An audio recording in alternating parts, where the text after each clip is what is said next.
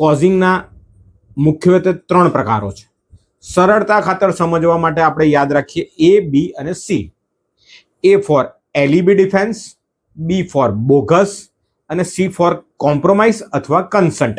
જે alibi defence એટલે તમે એવો બચાવ લઈ રહ્યા છો કે સેટેલાઇટ પોલીસ સ્ટેશનમાં તમારા વિરુદ્ધ કોઈ ફરિયાદ લખવામાં આવી છે અને જે ફરિયાદ પ્રમાણે કોઈ પર્ટિક્યુલર તારીખ, સમય અને સ્થળે ગુનો બન્યો છે, એ પર્ટિક્યુલર તારીખ, સમય અને સ્થળે તમે અમદાવાદમાં અને ગુજરાતમાં જ હાજર નહોતા.